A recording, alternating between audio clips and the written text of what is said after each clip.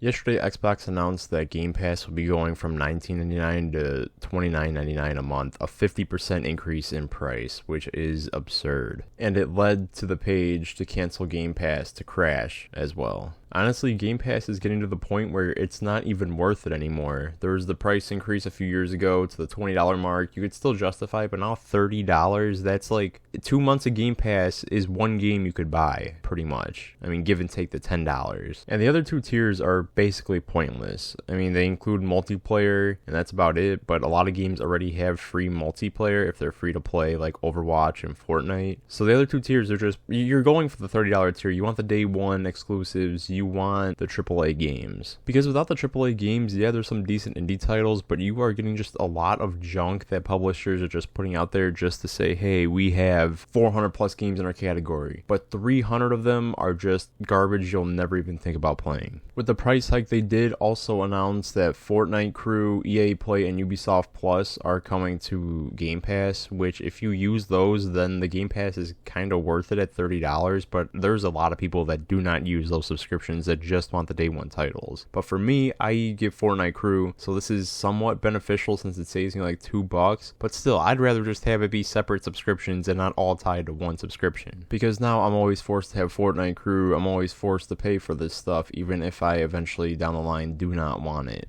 And most people do not use this stuff. They just want the day one exclusives. And now if you want the day one exclusives, you have to pay $30 a month. $30 a month is $360 a year. $360 a year. You know what you could buy for $360? That is 5 AAA games at $70 a piece. That's probably the amount of games you play on Game Pass. And except for these, you own them forever. So instead of just day oneing Black Ops 7, just buy it outright. And maybe there's like 2 other games you care to play about. I mean, you're saving money and playing the same games you've always wanted to play. At $240, it was somewhat justifiable. At $360, that's not even worth it. And keep in mind that Game Pass does not include every single game on the platform. It only includes a set amount. Like Helldivers 2, that's not a Game Pass. You gotta buy that separate. So I'm really trying to find what Microsoft is doing and what their game plan is here. I could see them dropping the subscription maybe by like $5. Maybe, but it's not going back down to the $20 mark. And when are we going to get to the point where it's $50 a month? In 2027, 2028? Because it is going to reach to that point eventually. And then eventually there's just going to be a point where it's like, why is anybody buying this? Even though I feel like we're kind of getting there right now. But with the inclusion of Fortnite Crew, and if you have any of those other subscriptions, then it's justifiable. But it still should not be like this. It is still too expensive. You're better off just buying the games you want, owning them forever, not just tied to a subscription, but actually like forever owning them. And maybe buying the base subscription if you need